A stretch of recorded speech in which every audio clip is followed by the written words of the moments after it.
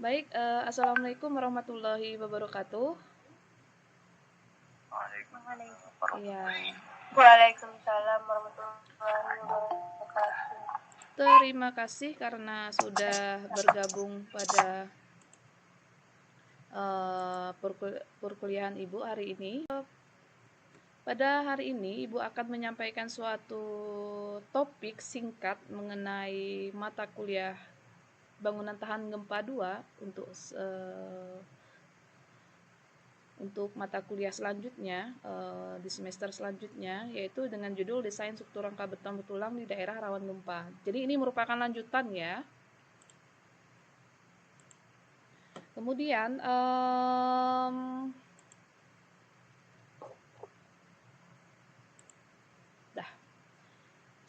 kemudian ini ada beberapa review topik sebelumnya sudah Ibu ajarkan kepada kalian. Yang pertama konsep desainnya, kemudian macam-macam taraf. Yang ketiga perencanaan struktur dengan tingkat aktualitas terbatas. Kemudian perencanaan seismik struktur rangka beton bertulang. Nah, kemudian materi ini sebagai tambahan begitu ya untuk tugas kalian. Kemudian ada beberapa persyaratan-persyaratan. Nanti di akhir dari PowerPoint akan Ibu tunjukkan referensi yang Ibu pakai. Kalian bisa searching ya. Nah, ini ada beberapa persyaratan perencanaan seismik. Intinya kita adalah main di struktur balok dan kolom karena kedua struktur itu penting ya, balok dan kolom. Baik itu pada jalan, baik itu pada jembatan, dan baik itu pada bangunan atau gedung ya. Nah, kemudian ini yang untuk aktivitas yang terbatas ya. Nah, ini juga sama, kita main di balok dan kolom. Nah, ini sebelumnya Ibu belum memberikan contoh perhitungan secara detail bagaimana. Nah, di hari ini Ibu akan memberikan sedikit gambaran perhitungan lah seperti begitu ya. Nah, kalian bisa lihat ini ada salah satu contoh perhitungan sederhana lantai 5, bangunan lantai 5, di mana Ibu slide show kan. Nah, kelihatan jelas ya PowerPoint Ibu ya. Ya, terima kasih tanggapannya. Ini adalah salah satu contoh perhitungan struktur sederhana 5 lantai ya, yang dimana di sini adalah kolom ukuran 45-45 dan di sini adalah balok 30-45 ukurannya ya. Yang dimana tampak depannya itu dengan tiang ada 5 kolom A, B, C, D, dan E ya. Kemudian ada 5 lantai 1, 2, 3, 4, dan 5 dengan tinggi lantai 3,6 masing-masing ya. Nah, ini merupakan suatu gambaran struktur sederhana yang memudahkan kalian untuk menjabarkan satu-satu gitu ya, membayangkan dan mendeskripsikannya satu-satu gitu. Nah, sebelum lanjut, kita sebelum mendesain suatu bangunan, baik itu jalan, jembatan, dan gedung ya, kita merencanakan dulu. Nah, perencanaan inilah tugas kita sebagai insinyur atau ahli di bidang sipil ya.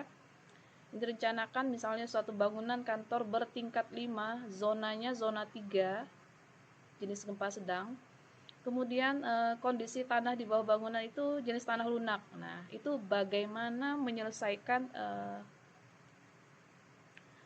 perencanaan ini atau mendesain bangunan ataupun gaya yang sesuai untuk tipikal struktur seperti begini ya.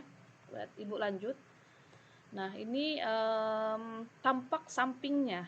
Kalau bangunan ini, struktur ini adalah tampak sampingnya dengan jarak antara kolomnya itu 5 meter dengan tinggi yang sama otomatis ya, dan dengan dimensi kolom dan balok yang sama. Ini tampak samping. Nanti bagaimana gambarannya nanti Ibu lihatkan terakhir ya. Ini denah lantai. Kalau ini denah lantai, kalau kita berada di paling puncak bangunan, kita lihat ke bawah seperti itu. Ini denahnya ya. Jadi kita bisa memperkirakan berapa petak ini, berapa ukurannya dan lebar dan panjangnya ya, tiap petak itu. Nah, kemudian ini Ibu tidak jelaskan secara detail, kalian bisa lihat sebelah kanan ini berdasarkan pedoman SNI tentang bangunan tahan gempa ya, dan semua yang dipakai sama ya.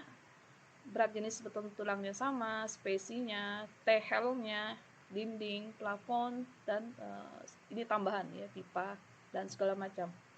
Sebenarnya ada lebih, cuman untuk perhitungan ini, perhitungan sederhana, Ibu tidak mencantumkan lebih ya.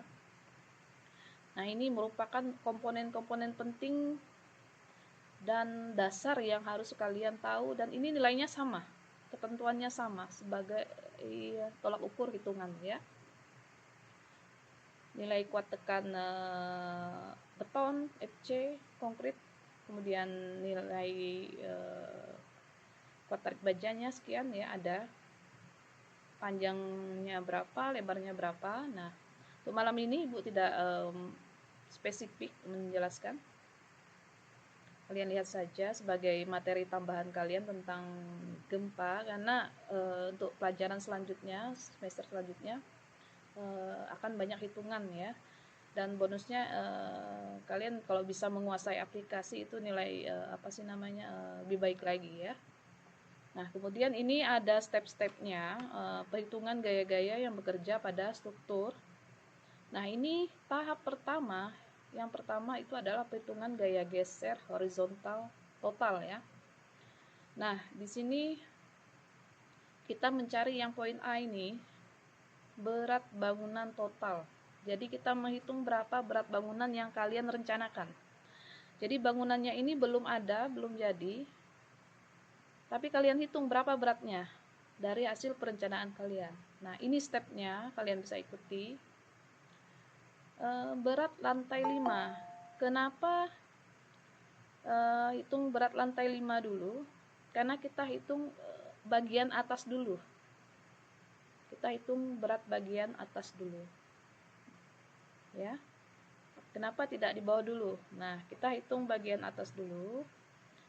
Karena bagian atas biasanya lebih simpel, karena lebih sedikit pemakaian dan lebih ringan biasanya. Bangunan bagian atas itu biasanya menggunakan material yang lebih ringan daripada bangunan yang di bawah ya. Jadi di dalam lantai 5 itu ada plat lantai, balok, kolom dinding, dan plafon. Yang dimana di sini akan Ibu jelaskan lebih lanjut nanti, tidak hari ini ya. Yang kita cari itu beban mati atau WM ya. W itu weight, M itu mati, weight mati, beban mati ya. Jadi dapat dari hitungan ini dapatlah sekian gitu berat lantai 5-nya. Kemudian kita menghitung beban hidup. Nah, untuk beban hidup kita mencari berat rata-rata, berat atap rata-rata ya. Nah, ini ketentuan 100 kg per meter persegi ya. Dapat dari ini, berat rata-rata atap ini dapat dari panduan sebelumnya ya, kita sesuaikan saja, samakan gitu ya. Kemudian koefisien reduksinya 0,3. Nah, ini rata-rata dipakai dalam perhitungan itu 0,3 faktor koefisiennya ya. Kemudian WH, nah WH itu weight hidup atau beban hidup. Nah, ini pengalinya 0,3 reduksi, 20 itu tadi adalah panjang bangunan, 20 itu lebar bangunan, 15 itu panjang bangunan ya. Lebar dan panjang lah intinya. Kemudian dikali 100 beban rata kali dapatlah 9.000 kg atau 9 ton. Nah, ini kalian bisa lihat sendiri step by stepnya. Jadi kalian sebagai perencana itu menghitung berat tiap lantai, ya. Tadi sebelumnya itu ada 5 lantai, 1, 2, 3, 4, dan 5. Kalian hitung satu persatu. Lantai 5 beratnya berapa, lantai 4 beratnya berapa, sampai semua lantai 1 beratnya berapa, ya. Ini caranya. Nanti akan ibu share ini ke kalian ya, jadi jangan khawatir buat belajar lagi. Kemudian setelah berat lantai 5 dan 4 kita ketahui, maka seterusnya kita mencari berat lantai 3, 2, dan 1, dan kita samakan W3, W2, dan W1. Jadi Bu, kok sama lantai 1, 2, dan 3 sama ya, sama lantai 4 juga sama. Terus lantai 5 kok beda? Karena lantai 5 itu ada, karena lantai lantai 5 ini ada atap ya yang harus dihitung. Plat lantai ini, plafon ya. Ada tambahan ini beban hidup atap ini dia. Nah, di lantai 5 ada tambahan khusus berat atap. Nah, dan lantai 4 kita tidak menghitung atap lagi, kita langsung menghitung lantai saja.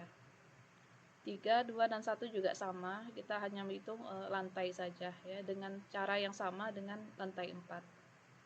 Nah, setelah hitung satu persatu, didapatlah berat total seluruh lantai. Ya, jadi ini 1.300.000 kilo itu berarti bisa kalian prediksi berapa ton itu? Ribuan ton ya. Kalau ditonkan itu mungkin ya ribuan ton ya.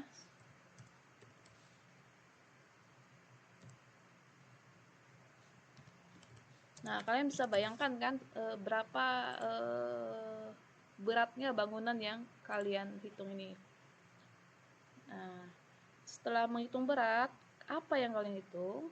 Nah, masuklah kita ke tahap selanjutnya. Kita masukkan faktor gempa ya. Karena kita menghitung bangunan yang tahan gempa, otomatis faktor-faktor yang terkait gempa itu kita masukkan ya. Nah, ini berapa rumus. Ini ada sebelumnya Ibu ajarkan di materi sebelumnya ya. Menghitung waktu getar bangunan. Nah, ini rumusnya, ini ada yang Ibu kasih tahu sebelumnya, sudah Ibu ajarkan.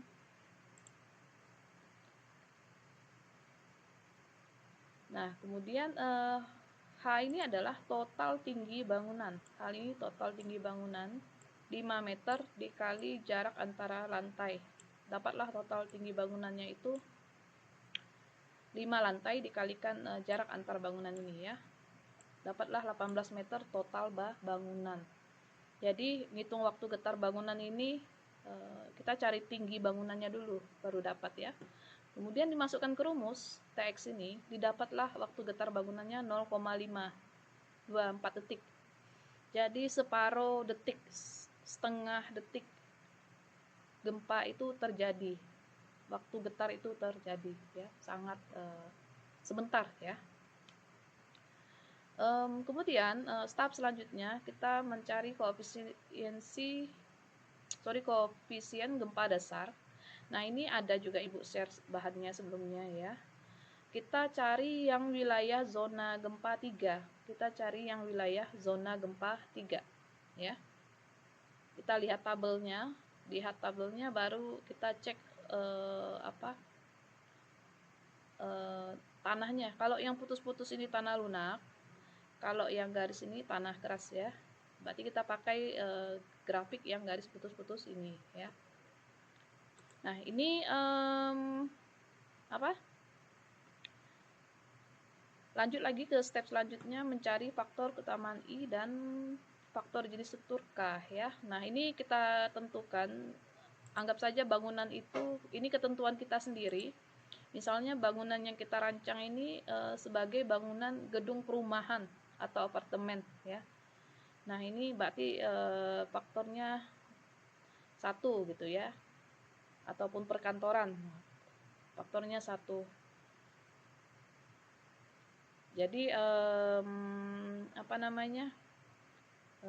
Jadi sesuai dengan fungsi bangunan.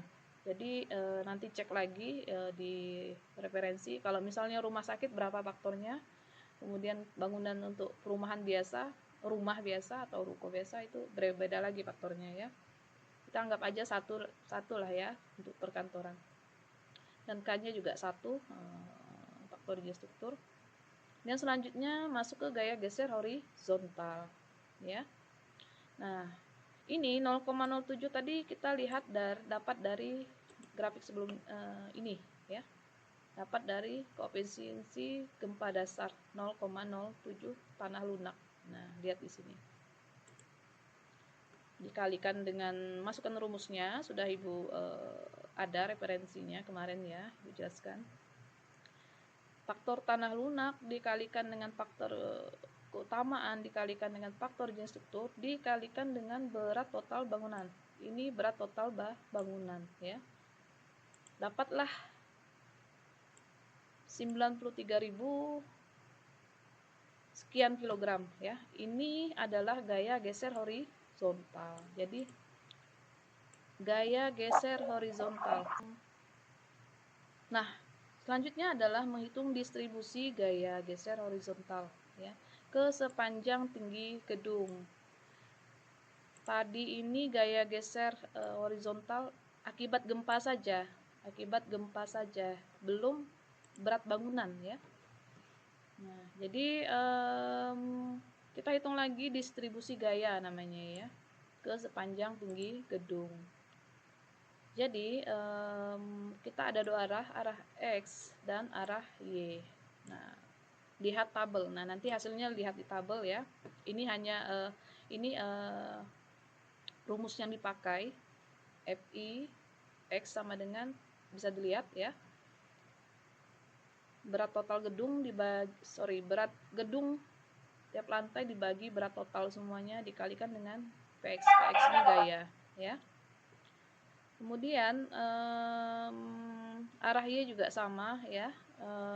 Bagaimana cara menghitungnya? Nah, ini kalian baca saja variabel-variabelnya ya. Nah, ini hitungan kalian semua dimasukkan ke dalam tabel lantai 1, lantai 2, 3, 4, dan 5 ya. Kalian hitung. Nah, caranya bagaimana nanti akan Ibu jelaskan lebih lanjut, tidak hari ini, nanti ya. Karena hari ini cuman secara general saja ya, penjelasan general. Nah, intinya begini. Nah, kalian lihat. Inilah yang pengen dicari gaya-gaya geser horizontal, baik itu yang menyerang sisi samping bangunan dan geser-geser horizontal, distribusi gaya geser horizontal yang menyerang sisi depan bangunan ya, arah X dan arah Y. Jadi kita ini dalam perencanaan memang logika dan ilmu membayangkan deskripsi bangunan itu harus bisa ya. Nah, ini Ibu ambil potongan suatu gambar seperti begini.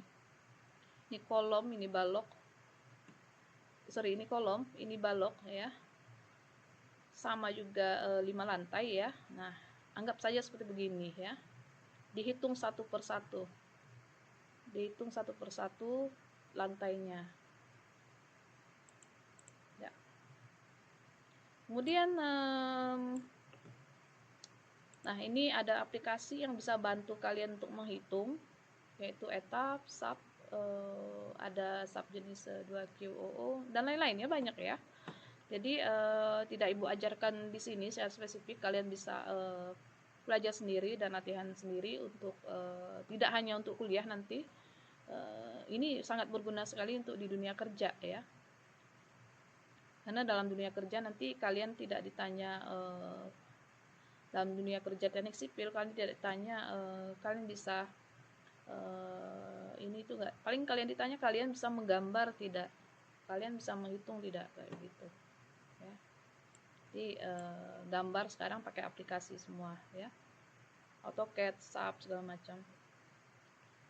Nah kemudian ini secara anu saja karena ibu melakukan kuliah secara online di Taiwan. Ini ada beberapa earthquake yang terbaru ya.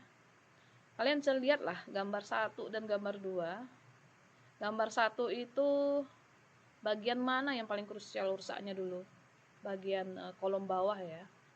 Nah, dan gambar kedua juga sama, kolom dia menghantam kolom bagian bawah karena kolom bagian bawah ini langsung nyambung ke bagian pondasi ya. Jadi pondasinya kalau tidak kuat ya hancur bawah dulu ya, menyerang pondasi dulu dia. Ini kalau tidak, ini secara sumber ini gempanya sekitar 7 komaan ya, masih bisa dikorcek lagi. Ini salah satu gempa yang merusak bangunan gedung yang ada di Taiwan ya. Kemudian untuk jembatan, ibu ambil case-nya di Palu ya, gempa di Palu, Sulawesi. Jembatan yang bawah itu before-nya, sebelum terjadi gempa. Kemudian setelah terjadi gempa seperti bagian atas ini ya, apa yang diserangnya kayaknya berdasarkan dari gambar ini, gempa struktur pada jembatan fondasinya sudah kuat sekali, tapi yang diserangnya adalah struktur rangkanya ya. Nah, langsung ambles gitu, jembatannya hancur seketika. Dan otomatis orang-orang yang berada di atas jembatan semua ya menjadi korban ya. Kemudian nah kasus yang baru ini kemarin masih terjadi, masih baru lah ya, gempa yang terjadi di Myanmar atau daerah Thailand dan sekitarnya ya. Nah di sini yang bagian atas ini menyerang jalan, kemudian bagian bawah ini juga menyerang jalan flyover ya, dan menyerang bagian pondasi. Kalian bisa dilihat gambar bagian bawah, fondasi yang dirancang itu sudah sangat kuat sekali ya. Ini berdasarkan sumber gempanya sekitar 7,4 ya, dan fondasi si jembatan ini juga tidak mampu untuk menahan. Jadi terjadilah keretakan struktur yang paling kritis ya. Nah ini fatal sekali. Dan ini kemudian ini referensi buku yang ibu pakai, kalian bisa searching dan semoga bisa download ataupun bisa coba cari di perpustakaan. Ibu rasa udah lengkap juga tentang buku teknik sipilnya ya.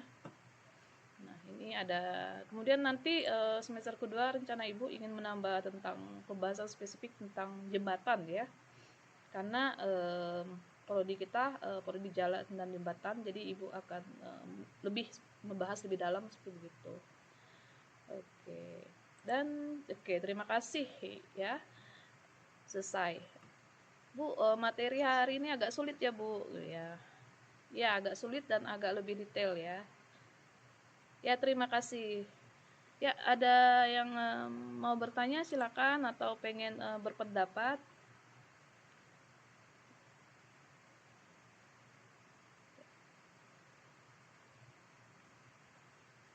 Paham Bu. Paham lah ya nanti. Bu. Iya, langsung saja. Bagaimana cara memastikan pondasi bangunan dapat menahan gaya gempa dengan baik? Nah, bagus nih pertanyaannya. Jadi, inti dasar membuat bangunan itu apa saja, jalan, jembatan, dan bangunan gedung ataupun menara, kunci dasarnya satu, pondasi. Pondasinya memang harus kuat. Gimana caranya harus kuat? Kalian pakai material yang kuat, kalian pakai metode yang tepat, dan kalian harus merancang dengan faktor keamanannya. Jadi kalian merancang sesuatu tuh masukkan dengan faktor keamanan. Biasanya keamanannya itu 3 kali lipat. Nah, jadi kalian hitung nih. Dapat udah. Oh, ini sekian nih, berat bangunannya sekian. Oh, gaya gempanya sekian. Anggap pakai apa ya, pakai. Udah, pokoknya bangunan nih. Beratnya berapa dapat, gaya gempanya sekian dapat, gaya gempanya sekian dapat. Kalian kalikan 3. Itu biasa faktor keamanan, safety faktor. Biar bangunannya kalian rancang itu kuat. Nah, tapi bisa tidak menjamin tidak roboh kalau terjadi gempa kuat.